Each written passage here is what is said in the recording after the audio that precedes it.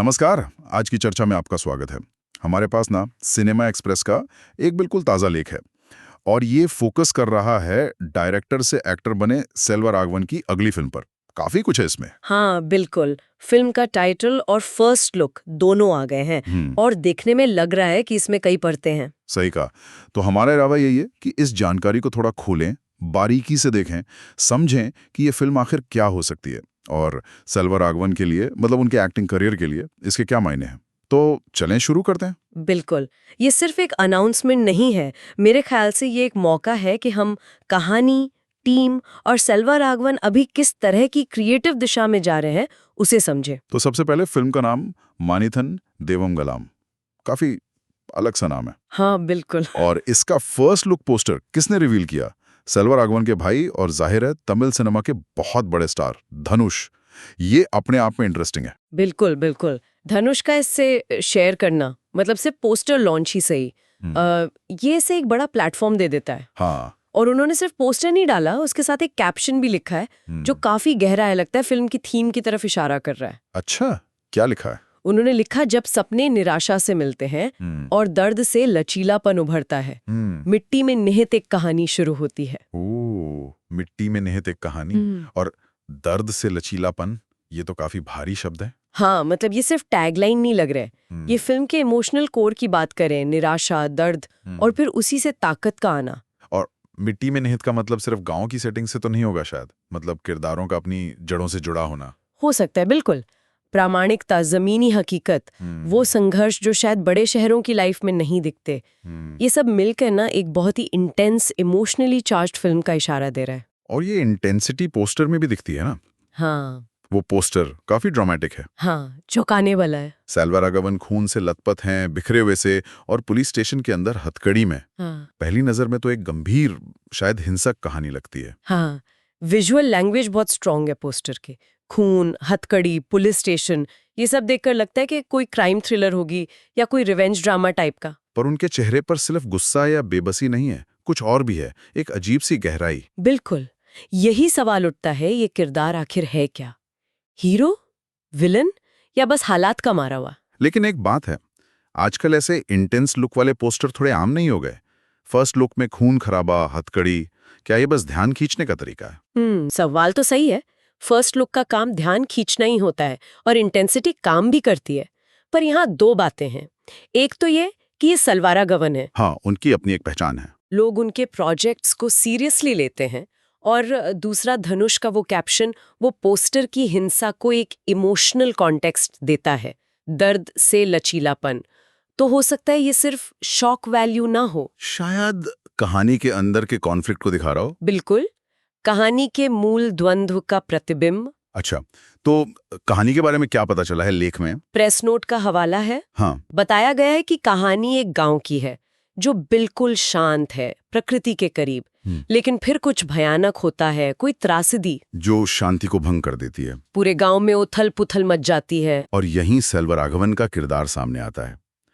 कहानी का जो क्रक्स है वो ये है कि अपने लोगों को बचाने के चक्कर में वो नायक कुछ ऐसे फैसले लेता है या शायद कुछ ऐसा कर गुजरता है कि क्या? कि वो जमीन का देवता बन जाता है। ओ, देवता। और यहीं से फिल्म का टाइटल आता है, मानिथान देवमगलान, मतलब इंसान देवता बन जाता है। ये तो बहुत ही पावरफुल कॉन्सेप्ट है ना, एक आम इंसान का देवता बनना।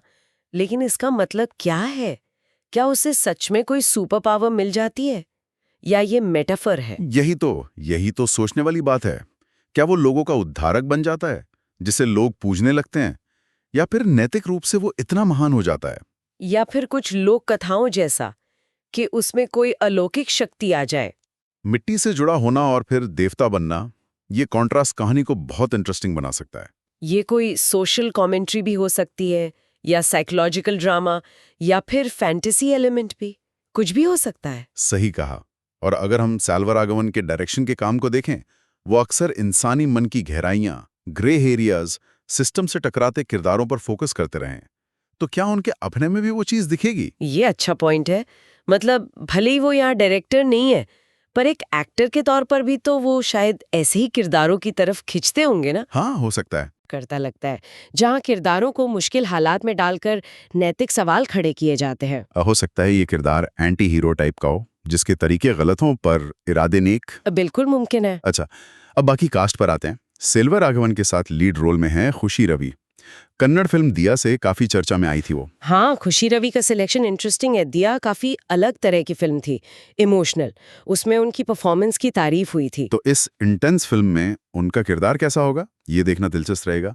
क्या वो नायक के लिए इमोशनल एंकर होंगी या कहानी में कोई ट्विस्ट लाएंगी? उनकी कास्टिंग से ये तो लगता है कि फिल्म सिर्फ एक्शन या थ्रिल नहीं होगी, इमोशनल डेप्थ भी होगी। और सपोर्टिंग कास्ट भी काफी सॉलिड लग रही है। वाईजी महेंद्रन जैसे वेटरन एक्टर हैं। हाँ, उनका होना मतलब एक्सपीरियंस और क्रेडिबिलिटी। मायम गोपी भी हैं जो किसी भी रोल में फिट हो जाते हैं। कौशल्या, सतीश, दीपक परमेश, हेमा, ये सब जाने पहचाने नाम हैं। बिल्कुल, एक मजबूत सपोर्टिंग कास्ट कहानी को बहुत रियल बनाती है और मेन किरदारों को उभरने में मदद करती है। लग रहा है मेकर्स एक्टिंग डिपार्टमेंट में कोई कमी नहीं रखना चाहते। चलो अब पर्दे के पीछे की टीम की बात करते हैं। डायरेक्टर हैं डेनिस मंजुनाथ। ये उनकी तीसरी फिल्म है ना? हाँ, ट्रिप और थोकोदुराई के बाद। हाँ, डेनिस मंजुनाथ रिलेटिवली नए हैं। उनकी पिछली फिल्में जैसे ट्रिप वो एडवेंचर कॉमेडी थ्रिलर टाइप की थी। थूकुदुरई भी अलग स्पेस की थी। तो मानिथन देवमगलम का सब्जेक्ट तो उनकी पिछली फिल्मों से काफी अलग और ज्यादा एम्बिशियस लग रहा है। हाँ बिल्कुल, ये उनके लिए भी एक बड़ा चैलेंज होगा। और सबसे बड़ी बात, सेल्वा राघवन जैसे मंझे हुए डायरेक्टर एक्टर को डायरेक्ट करना। वही मैं सोच रहा था, क्या एक नए डायरेक्टर के लिए ये मुश्किल नहीं होगा, या फिर शायद ये ज्यादा कोलैबोरेशन वाला प्रोसेस होगा? हो सकता है दोनों बातें हों। एक तरफ सेल्वा राघवन का एक्सपीरियंस उनके लिए एक एसेट हो सकता है, वो एक्टिंग की बारीकियां समझते हैं। हाँ, दूसरी तरफ उनके जैसे बड़े एक्टर को डायरेक्ट करने का प्रेशर भी हो सकता है। पर आजकल ऐसे कोलैबोरेशंस होते हैं, खासकर जब एक्टर खुद भी डायरेक्टर हो। उम्मीद है दोनों के बीच अच्छा तालमेल बैठेगा। फिल्म बना रहे हैं विजय सतीश, व्योम एंटरटेनमेंट्स के बैनर तले। और अच्छी खबर यह है कि शूटिंग पूरी हो चुकी है। हाँ, ये बहुत बड़ी बात है। मतलब प्रोजेक्ट ट्रैक पर है, पोस्ट प्रोडक्शन का काम चलेगा अब। सालम में शूटिंग हुई थी, जो मिट्टी से जुड़ी कहानी वाले आइडिया को और पुख्ता करता है। और टेक्निकल टीम में सिनेमेटोग्राफर रवि वर्मा के, एडिटर दीपक एस और म्यूजिक डायरेक्टर AK प्रियान हैं। ये टीम कितनी जरूरी होगी ऐसी कहानी के लिए? ओह, बहुत ज्यादा, बहुत ही ज्यादा। खासकर सिनेमेटोग्राफी और म्यूजिक। रवि वर्मा के को विजुअल से मूड बनाना होगा, गांव की शांति, फिर वो त्रासदी, फिर नायक का ट्रांसफॉर्मेशन। और एडिटिंग? हाँ, दीपक एस की एडिटिंग फिल्म की पेस और टेंशन तय करेगी। और AK प्रियान का म्यूजिक दर्द से लचीलापन और देवता बनने जैसे थीम्स को उभारने के लिए बैकग्राउंड स्कोर क्रिटिकल होगा। एक अच्छी टेक्निकल टीम ऐसी कहानी को यादगार बना सकती है। यहाँ ये बात भी जरूरी है, जैसा लेख में है, कि सेल्वा राघवन सिर्फ एक्टिंग नहीं कर रहे हैं, वो डायरेक्शन में भी एक्टिव हैं और एक बहुत ही पॉपुलर फिल्म का सीक्वल बना रहे हैं। हाँ, और ये उनके करियर के इस फेज को और भी दिलचस्प बनाता है। वो डायरेक्ट कर रहे हैं 7G rainbow colony 2। Original film तो कल्ट क्लासिक मानी जाती है तमिल सिनेमा की। बिल्कुल, यूथ के बीच में उसकी जबरदस्त फॉलोइंग थी। उसका सीक्वल बनाना तो बड़ी जिम्मेदारी है। बहुत बड़ी। और खबर यह है कि ओरिजिनल हीरो रवि कृष्णा वही लीड रोल में है सीक्वल में। हाँ, ये कास्टिंग बहुत एक्साइटमेंट पैदा करती है। रवि कृष्णा को सालों बाद उसी रोल में देखना फैंस के लिए नॉस्टैल्जिक और होगा। इनके साथ अंश महाराजन हैं, जो आजकल मलयालम और तमिल फिल्मों में काफी अच्छा काम कर रही हैं। हाँ, अंसवरा टैलेंटेड है। देखना होगा रवि कृष्णा के साथ उनकी केमिस्ट्री कैसी लगती है।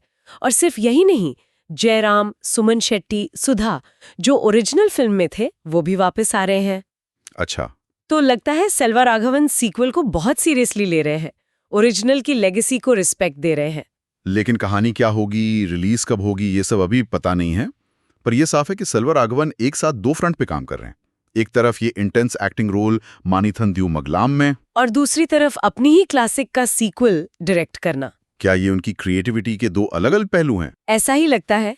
मानिथन दिवमगलाम में वो एक्टर है, किसी और के विजन का हिस्सा, एक इंटेंस, शायद डार्क किरदार। और 7G रेनबो कॉलोनी 2 में वो डायरेक्टर हैं, अपनी ही दुनिया को आगे बढ़ा रहे हैं, जो शायद ज्यादा इमोशनल रोमांटिक स्पेस में होगी। हाँ, ये दिखाता है कि वो एक आर्टिस्ट के तौर पर कितने वर्सेटाइल हैं।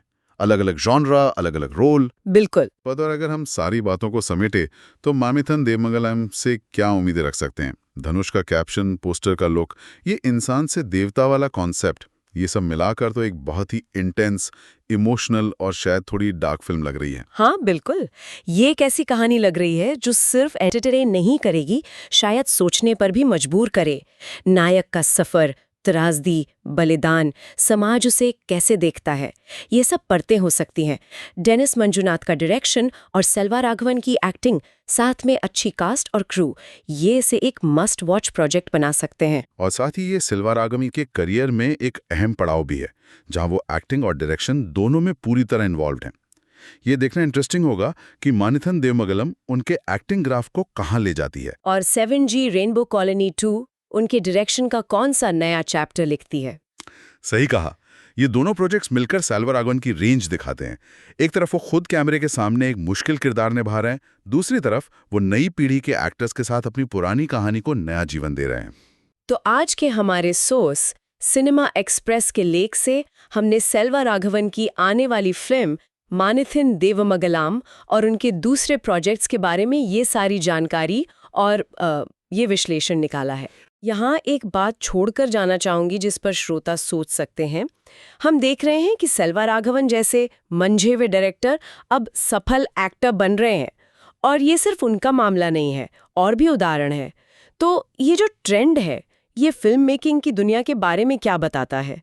क्या ये जो क्रिएटिव रोल्स हैं, उनके बीच की लाइनें अब धुंधली हो रही हैं, या ये कहानी कहने वालों के लिए अपनी आर्ट को एक्सप्रेस करने का एक और जरिया बन गया है? मतलब जब एक डायरेक्टर एक्टर बनता है तो कहानी कहने के प्रोसेस पर उसका क्या असर पड़ता होगा, इस पर सोचना इंटरेस्टिंग हो सकता है।